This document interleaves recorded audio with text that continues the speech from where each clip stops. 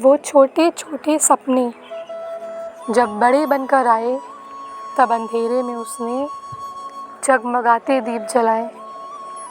न जाने उसको क्या क्या करना था, या बिना कुछ करे ही ऐसे गुज़र जाना था।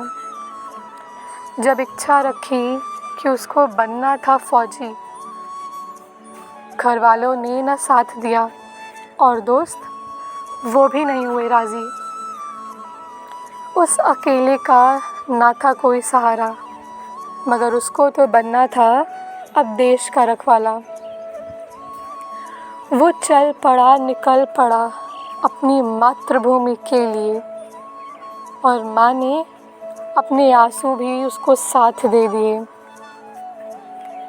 अपनी उस माँ को छोड़ गया वो, जिसकी ममता की छाया में उसने खेला था, और चल पड़ा उस माँ के पास जिन्होंने अपने वीर बेटों को खोया था, अपने वीर बेटों को खोया था।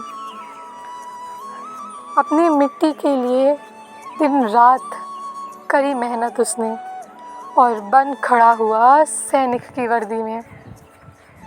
जब सैनिकों के शहीद होने की खबर आती थी, तो उसमें भी अपनी माँ के लिए मर मिटने की आस जाग जाती थी। जब बरसों बाद वो जा रहा था अपने परिवार के पास, अपनी माँ के आंसुओं को पोंछने, तब दुश्मनों ने हमला किया, और वो बस यही लगा सोचने कि आज वो अवसर आया है, आज वो अवसर आया है जब वो भी वीर सपूत कहलाया है, वीर सपूत कहलाया है। जिया वो वतन के लिए, लड़ा वो वतन के लिए, और अंत में वीर सपूत के नाम शहीद भी हुआ तो वतन के लिए। जब वह अपने आई बाबा के पास पहुंचा, तो हंसते खिलखिलाते नहीं, बल्कि देश की आन बान शान तिरंगे को लपेटे हुए था। देखो इस दृश्य को, माँ के आंसू ना रुक पाए, और घर वालों के दुख बाटे ना कम हो पाए।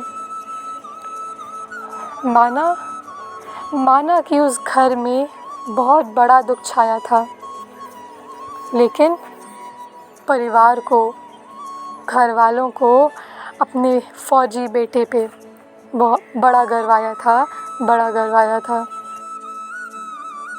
एक और विशेष बात, हम सभी देश के लिए वहाँ बॉर्डर पर तैनात नहीं हो सकते। हम सभी देश के लिए, इस मिट्टी के लिए शहीद नहीं हो सकते। क्यों? क्योंकि उसके लिए बहुत बड़ा दिल चाहिए। अपनों से पहले वतन को रखना पड़ता है, और अपने आप से पहले देश को। एक आम नागरिक की तरह हम उन सैनिकों को, उन जवानों को, उन शहीदों को सर्वश्रेष्ठ सम्मान दे सकते हैं। और अगर आप ये भी नहीं कर सकते, तो कम से कम उनका अपमान मत करिएगा, और 2 दिन की देशभक्ति मत दिखाइएगा। जय हिंद।